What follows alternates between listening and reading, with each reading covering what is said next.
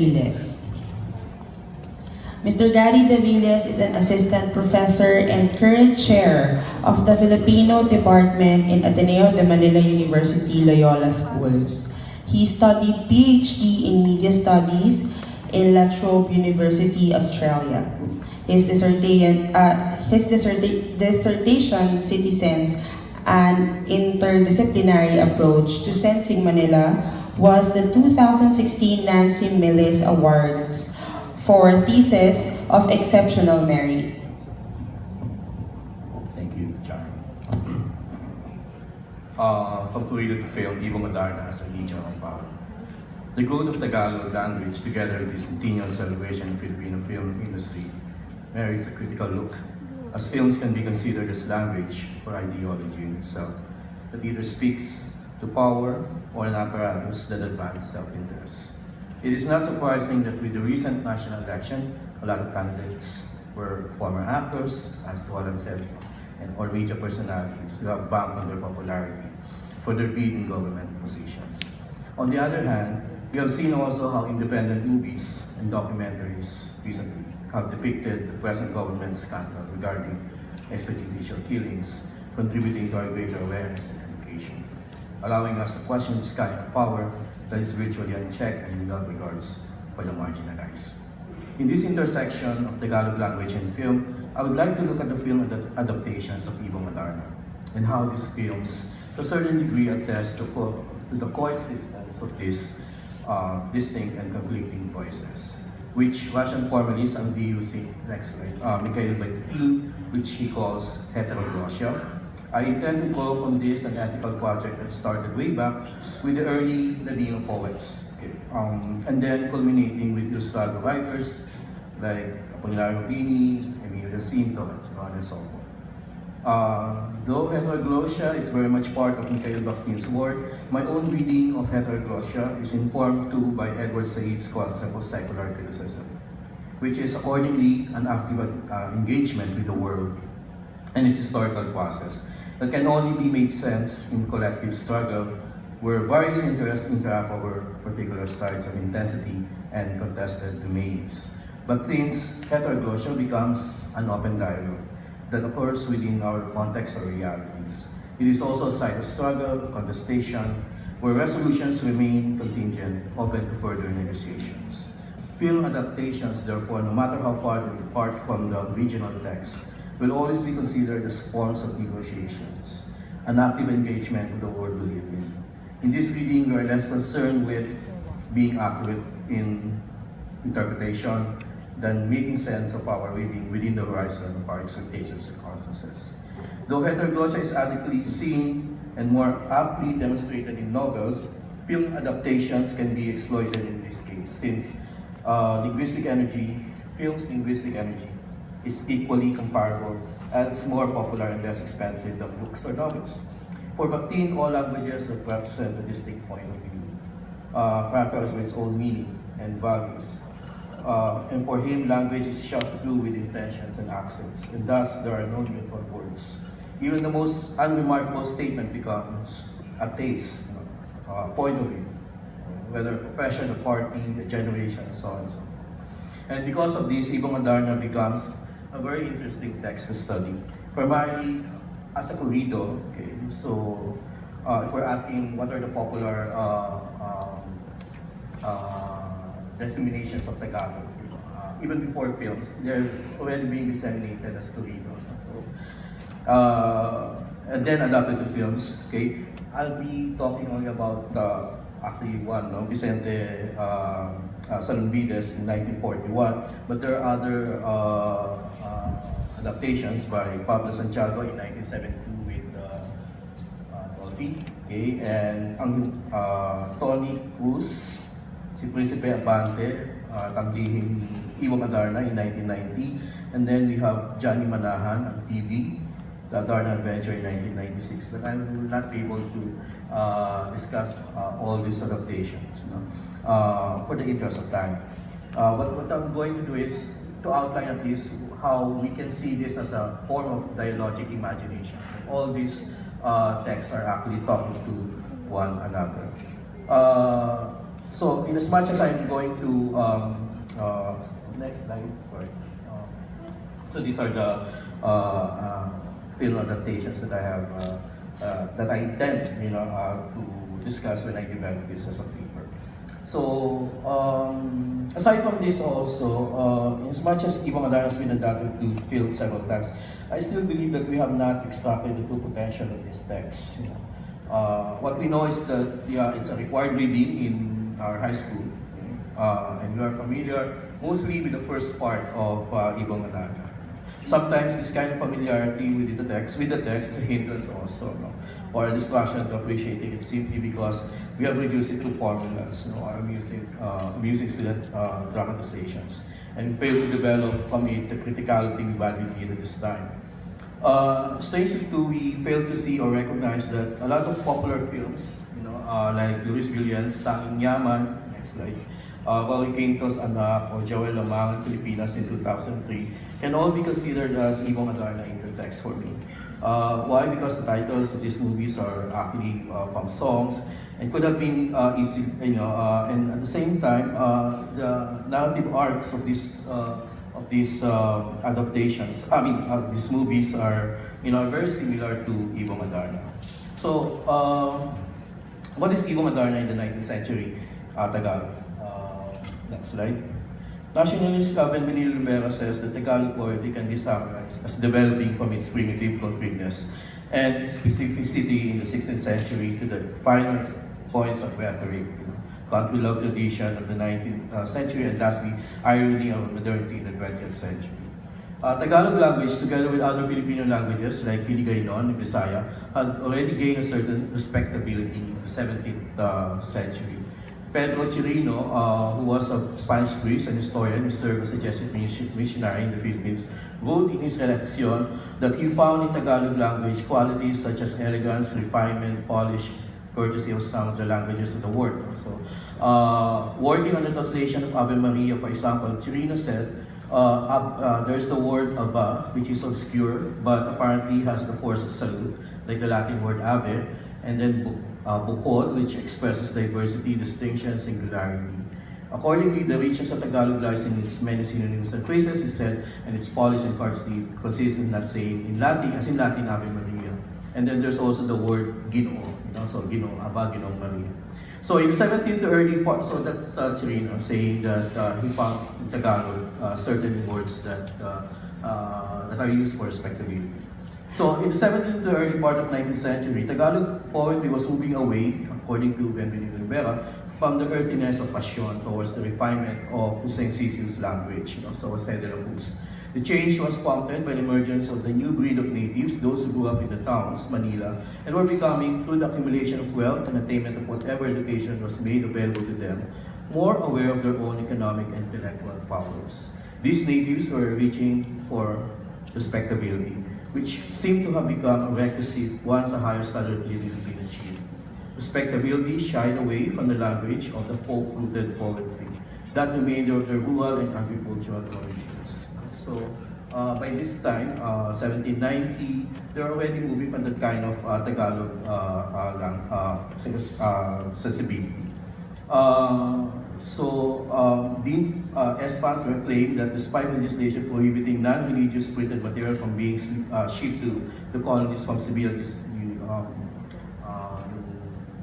galleon trade, there was a ban of awit and corridos. But despite that, there's a steady stream of prohibited medical romances sent to the colonies. So in dissemination of Tagalog, really slipped through, in other words, in this case. So Ibong Adarna must have been brought first to Manila through the premier port of the country from Sevilla, and then through the galleon trade. Cardinal Roberto Bellarmino in 1767 wrote condescendingly that some of these romances could inspire the Indians' spiritual love so that they will become accustomed to the seriousness of Spanish poetry. So Ibong Adarna as one of the medical romances were actually used. Ginamit din talaga sila para sa pagpalaganap ng Katolisismo. If we go to the text, a close reading of the text reveals that there are actually 3 or 4 parts that can be structured in the dialogue, in the text. The search one is the search for Ibong Adarna, which is actually antithetical to the finding of Doña Juana and Doña Leonora in the second part. When Don Juan climbs Mount Tabor in the first, he descends to the bottom on the second part. So if Don Juan succeeds and brings his brothers back to life in the first part, he actually died or killed by his brother in the second. This dialogic or binary structure of the story reveals its implicit evaluation, or the double layer of quest stories, that the search for the magical word becomes a reckoning with oneself, with one's sense of belonging and beliefs. Indeed, we are always reminded that Don Juan prays now and then and asks for the intercession of the Virgin Mary. And in one stanza, we were told that the leper and the hermit are one and Christ-like figures. Even from this structure alone, we can read Ibong Adarna within the horizon of Ladino poetry. Next slide. So starting from, these are the poems, May Bagyong at May Liling, 1605, Salamat ng Walang Hangga, Mahal na Pasyon, and then Ibong Adarna, we don't know when it was actually, so it's according to Virgilio Mario, it's about from 1800s to 1830. So then we have another Pasyon, which is Pasyon Genesis, supposedly written by Mariano Pilapi. Then we have Jose del Cruz, and then of course 1838 we have Florante Flava. So it is in this kind of tradition that we are actually trying to understand Ibong Adarna. So the question of Oviedo and Cruz as to what happened to the epics of the Christianized tribes, the answer is simply staring right at them. The mythical romances are the epics they thought they lost. They would not just make up the whole corpus of reading materials of the lower and the middle classes, but they would also furnish passages for quotation and recitation on every conceivable occasion. Okay? So the lives of such heroes as Jaime del Padre, which was mentioned a while ago by Doc Nick Tiongson, Bernardo del Carpio, would be sung by the small boy driving the cattle to pasture, by the peasant working on his paddy field, or by the itinerant beggar traveling from one town to the next. So in dissemination that we're really looking for, in other words, the text has been disseminated ever since, even before it was actually made into films. So they're really popular, so they know that. The third and last part of Ibong Adarna is indeed extremely interesting, since it offers a sort of reversal and resolution to the antithetical relation of the first two parts. Here the Adarna bird disappears again, but reappears only to tell Don Juan to go to the kingdom of the Vestadas and look for Doña Maria. And if King Fernando was cursed with that ailment, okay, here it is Don Juan who would be cursed with amnesia by the dark magic of King Salerno. If King Fernando was cured by the 7 songs of Adarna bird, which is also the recounting of Don Juan's exploits, here the puppet show put up by Doña Maria, dramatizing her great love for Don Juan, is also the intended cure for him. All these reversals disclose the text's epistemology and ethical position. As an epistemology, it questions out cherished beliefs that our deepest desires are unknowable, and that there must therefore be a qualitative difference separating the individual from social experience. Here in the last part of Ibong Adarna, we get the sense that individuals' reckoning can only make sense within the shared social experience, where the self, according to Bakhtin, is always in constant dialogue, struggling with each other. Don Juan is never the autonomous individual capable of knowing everything. In fact, in the beginning, all he knows is that he must follow the king's orders. But along the way, he learns that his quest entails sacrifice with a lot of digressions that put him astray.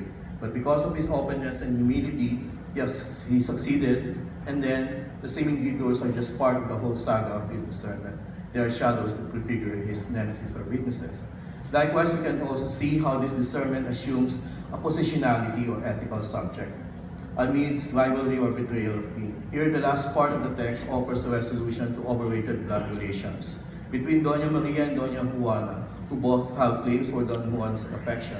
It is Doña Maria who invokes katwiran. Okay, so it's also in the film. She really used the word katwiran. Okay, so or reasoning. So again, ethics. But by the way, katwiran is not, that word is not in the Ibong Adarna text. Okay? So again, ethics is not just about knowing what is right, doing what one ought to do, or invoking karapatan. In the complex relationship of Don Juan with Doña Maria and Doña Juana with his brothers Don Pedro and Don Diego, difficult choices are made by good reason in balancing the seemingly antithetical forces of emotions and rationality. Between being just an obedient son and claiming an imposing sense of entitlement, the ethical self needs reason.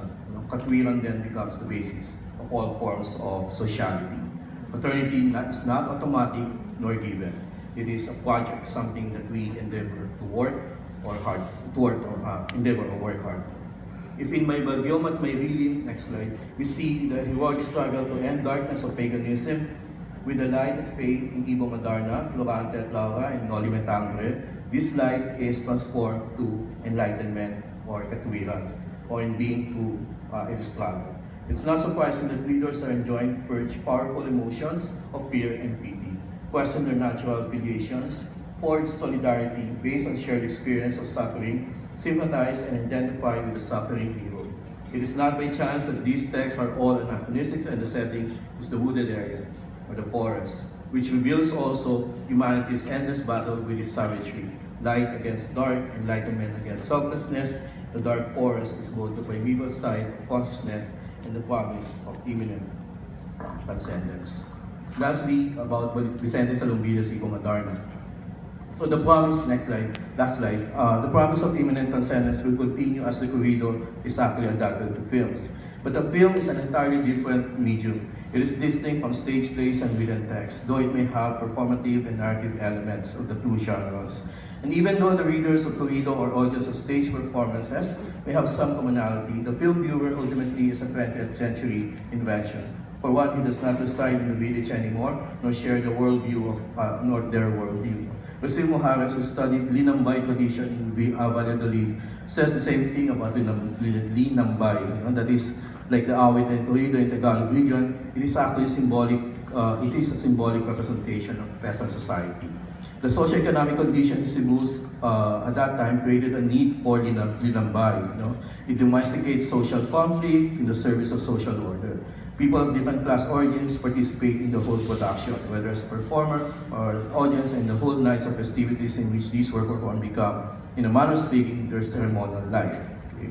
But as these modes of production have changed, these also in a way have affected, if not coincided, with the change in the mode of perception of people and their entire mode of existence. We know that the manner in which human sense perception is organized, the medium in which it is accomplished, is always determined not only by nature, but by historical circumstances as well. The film viewer then, if we are to understand his or her milieu, has fixed his eye on the larger world US market, okay? State, urban culture, and veers away from the tribal world of village autonomy and personalized intra-village relations. He or she is more profoundly affected by industrial capitalism and urbanization, and in Manila, at that turn of the century, she would have come from the influx of people from the surrounding region to the city in search of jobs and higher education, the vastly food services with regard to public health, water, supply, and waste collection and disposal. She would be awed by immediate reconstruction and improvement of urban amenities, new roads, and then bridges. And Manila's harbor parks, public recreation areas, social clubs, living bars, and so on. Along the little street of Escalta, she would see Capitol Theater. This was mentioned already by Dr. Roland. Built in 1930 by one appeal that had 800 seating capacity and a double balcony. There would also be the Salon de Pepera, known for showing the first silent foreign film. Lyric Theater, owned by Eastern Theatrical, which can house up to 1,600 moviegoers at that time. Moviegoers, Times Theater in Quiapo, and so on and so forth. One very interesting short story that we always teach to our students, Del Gracias Rosario's Greta Garbo. It tells the story of Monina Vargas, who was enamored with a Hollywood actor that she deluded herself to think that she is Greta Garbo herself, only to be duped by her suitor, who is actually married. She ran away from the station in a melodramatic moment when she literally fell flat on her face, a street boy selling newspaper along Cine Adarna, which recognized her disfigured face as that of Greta Garbo's. The film viewer I'm talking about is likely to be the Monina Vargas or the street boy, since both characters experience being awed by the spectacle of Hollywood cinema, and at the same time experience the painful reality of who and what they are. Monina for being cheated, and the boy who has to work as an adult. This kind of vacillation between seeing the grandeur of the city and sensing its apocalyptic undertones is in fact the hallmark of modernist imagination.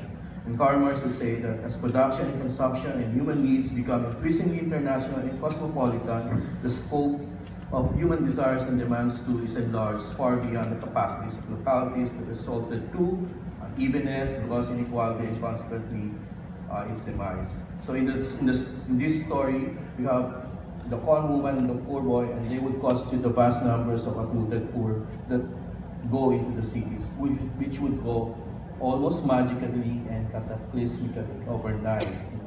Manila in 1939 had 623,492 inhabitants. That was an increase of 118.5% from 1918. If the country has 16 million inhabitants, then Manila's population alone was 3.9% of the total. The film viewer is caught up in this kind of acute misery and desire to be awakened to some sort of class consciousness that confronts this kind of phonic confession. This is then the kind of luminosity that our film viewers are trying to negotiate. And in the words of Marshall Berman, a kind of incandescent and burning experience of modernity where we are hurled along with a reckless momentum and breathless intensity. As the film viewer is drawn into this desperate pace and frantic rhythm that capitalism imparts to every facet of life, he or she is likewise hurled along, out of control, at once dazzled and menaced by the onward rush. And the little we know of Vicente Salubires, who has left Akli Law School Southern California to join Allied forces in France under General Pershing in World War I, and then returned to the country to finish studies and become a cinematographer for Jose Nepomuceno. It's not for three views that he would also see and experience the same contradiction and impart this into his films. The camera then, so far as it has a history of being used for police profiling, while reporting military reconnaissance, affirming a fragmented modern experience would also be used to confer on our reality the character of an aura. And for what Dr. Benjamin would say, that aura comes with camera techniques such as close-up. Okay. He says that aura extends our comprehension of the necessities which will tolerate our lives and manages to assure us of the immense and unexpected field of action. Okay. With close-up, space expands. With slow motion, movement is actually extended. Okay. The enlargement of snapshot does not simply render more precise what in any case was visible though unclear. It reveals entirely new structural formations of the subject. Even if one has a general knowledge of the way people walk, one knows nothing of the person's posture during the fractional second of the story. The camera introduces us to the unconscious optics, as does psychoanalysis and processing process. In other words, what Salumbides did in adapting Ibong Adarna into film is to offer these unconscious optics, that as one becomes enthralled by the magic of a spectacle of cinema, one is also constantly assailed or haunted by the vision of the failure and tragedy of modernism. Salumbides' Ibong Adarna is helping us to remember in a time when everything can easily be forgotten and be rendered inconsequential, and just as the camera was instrumental in its production, it can also be turned and panned directly to its viewers, reminding the audience of the state they are in, an act of presentiment of redemption. Inasmuch as the puppet show of Doña Maria reminds Don Juan of his commitment, Salumbides' Ibong Adarna innately confirms our exilic world, where the only activity that really means anything is making money, accumulating capital, piling up surplus value. But it also questions why human activities be limited to those that are profitable and just accept the structure of society as it's given. Don Juan inadvertently shows us that the heroic life is a life of constant innovation and refusing to become a passive victim of changes imposed by those who dominate the market. To a certain extent, Ibong Adarna says that our very sense of situation is now articulated by the camera's intervention, and it persuasively suggests that now is interesting, challenging, and worth filming or photography. Film adaptations confirm our sense that the world is relentlessly relational and inescapably unfinished. Nothing therefore exists in itself, and we live lives of buzzing, overlapping, endless ramifying simultaneity. Even in these very trying times of disconnection, we always endeavor to make sense of our past and reflect on our double-edged uncertainty.